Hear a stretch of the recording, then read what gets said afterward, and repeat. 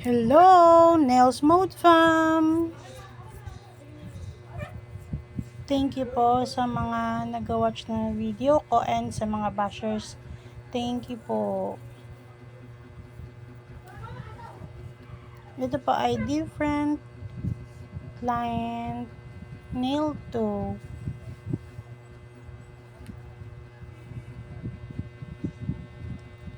May nabasa na naman ako. Ay nako mga mima.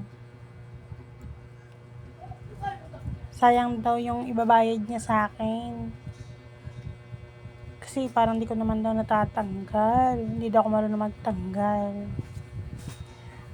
Siyempre, hindi daw siya nasa-satisfied sa napapanood niya. Yun, niresponse ko naman siya. Sabi ko sa kanya, depende sa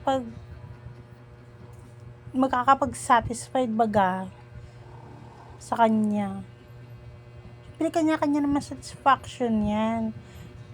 Paano? Baka mamaya kinukumpara niya sa kuko niya yung kuko ng client na pinanood niya. Baka naman kasi yung kuko niya sobrang tanggalin, yung client naman na pinapanood niyang video hindi naman tanggalin or hindi nagpapatanggal ng sobra. Ang hirap pasayahin mga mima, no?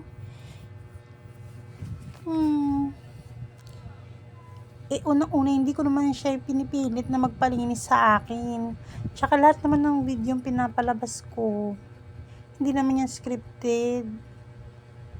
Miski nga hindi, kasi yung iba, alam mo, kahit yung mga sikat-sikat na naglilinis ng kokom, nagtatanggal ng ingrown, hindi naman lahat ng client nila, i-videohan nila yung maganda lang ipalabas, yung tanggalin lang talaga.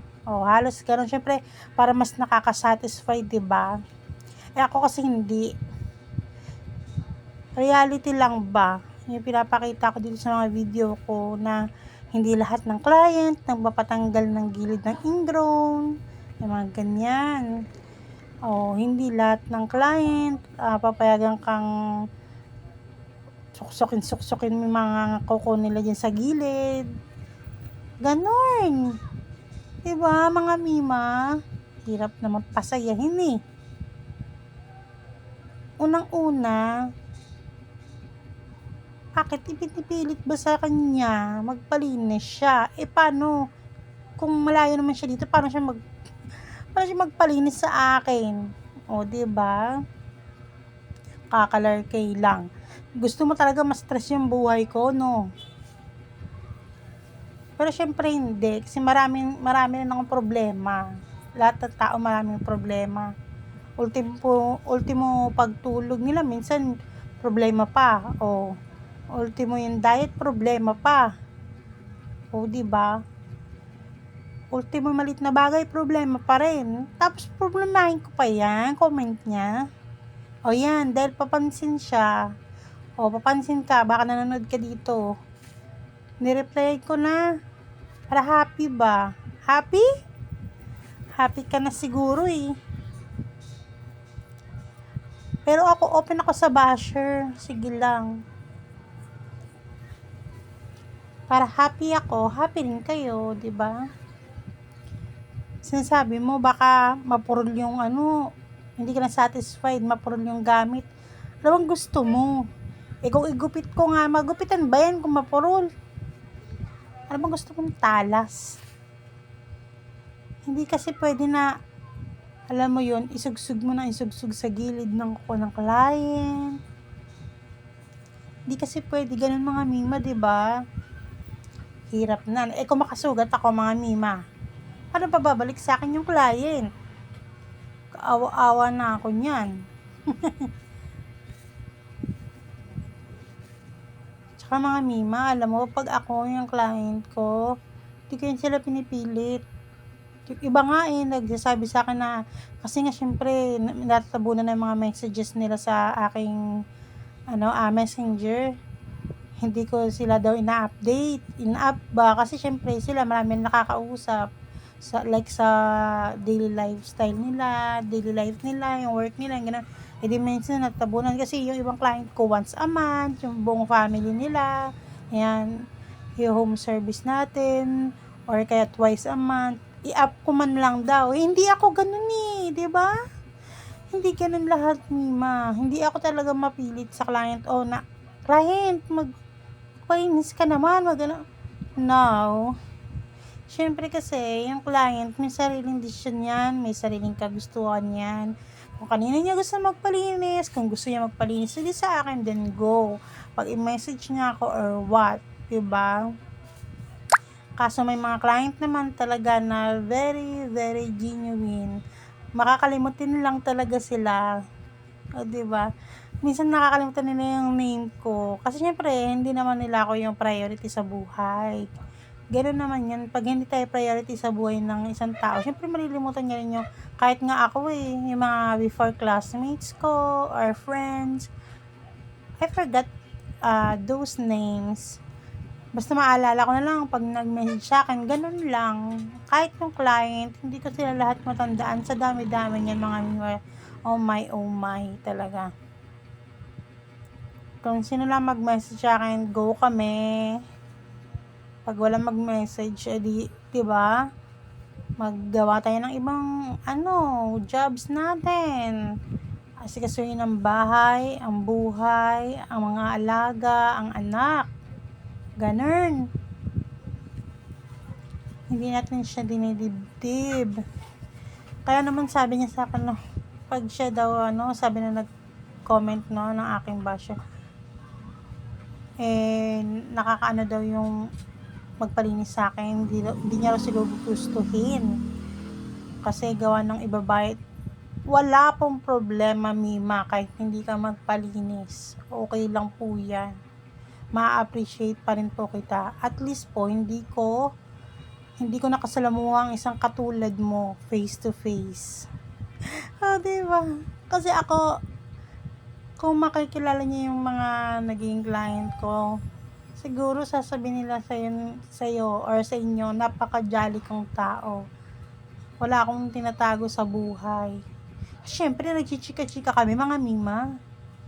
Pag ako nag-home service, okay lang sa akin ikwento ko yung buhay ko, wag lang yung buhay ng iba. 'Di ba? Maliban na lang kung sila mang-usisa, may tanong sila. Wag lang masyadong private, 'di ba? Ganun lang, mga Mima. Ang saya-saya nga ng mga client ko pag naglilinis ako sa kanila Hindi ko nararamdaman yung kahit nga ultimo alam ba, mga Mima, may client kasi talaga minsan ang attitude niya is strict, ganyan. Pero hindi ako dyan nagtatakot, mga Mima. Kasi miski yung pinaka-strict na tao, may kabaitan sa mundo niya. 'Di ba? Una-anihin ko naman yun lilinisan ko lang naman yung kuko niya, anin ko naman yung pagiging strict or kaya matari ba siya. Hindi naman para yan. Lahat ng tao may kanya-kanyang attitude, hindi mo mapiplease yan. 'Di ba? Basta lagi ka lang nakasmile, happy ka lang. Alam mo, mga Mima, hindi naman sa pag-ano bagay hindi naman ako nawawalan ng client in a week. Pag ako nawalan, siguro na yan, talagang sobrang hina na yan. Kasi, mga Mima, nagpo-puts pa din ako, ganyan. May mga bagay pa nga akong gusto matutunan, pero syempre, pag hindi na rin kaya ng katawan natin, tama na tayo dun sa kaya lang ng katawan. Kasi minsan, hindi lang naman pera dapat yung health din, 'di ba? Papasalamat din ako sa mga naging client ko. Ang babait nila. Hindi iba yung turing nila sa akin. Kaya mga basher dyan, isip-isip muna bago nagko-comment. Kala mo naman sabihin mo mapurol itong gamit. Una yan, minsan sobrang kapal ng klase ng koko. Paano niya yan na cut? Mapurol yan. Hindi lang po kasi dapat isugsog kasi nga po nasasaktan din yung client. Kaya siguro iniisip niya na mapurol. Ayan ako, Mima, yung mga basher, kahit sa bibig nyo po yan, isuksok ko po. Malalaman nyo talagang matalas yan. Charis! Hindi, syempre, nagpupunta po ako. Saan po ba ako nagpapahasa? Sa Hortaleza po. May malapit pong, hindi naman sobrang lapit. Actually, may client ako malapit sa Hortaleza. Kaya pag kada servicean ko siya kasi, minsan twice a month siya, ganyan. Yun, papahasa ko na yung mga gamit ko nun. Siyempre, sinasabay ko na. Sana good day kayo. Pasensya na sa emote ko kasi nakakalurkay din naman eh, no? Siyempre, tao lang tayo, maapektuhan din tayo minsan. Pero hindi naman to the push na maapektuhan. Sinasabi ko lang.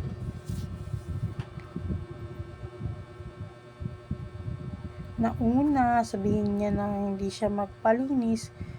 Sana tanungin mo muna kung nasan ang pake ko, 'di ba?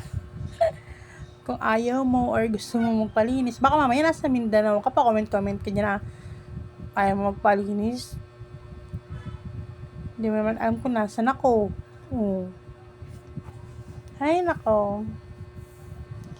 Pero in fairness, may basher na ang lola mo.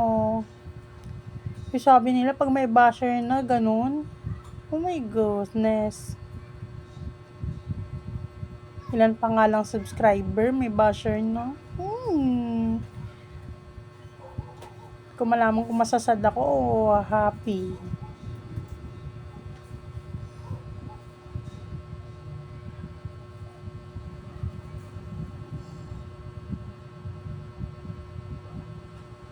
Pag wala akong client, mga Mima, andito lang ako sa bahay. Ikot-ikot ako dito sa bahay. Para akong turumpo. Washing ako ng washing. Salang ako ng salang sa washing.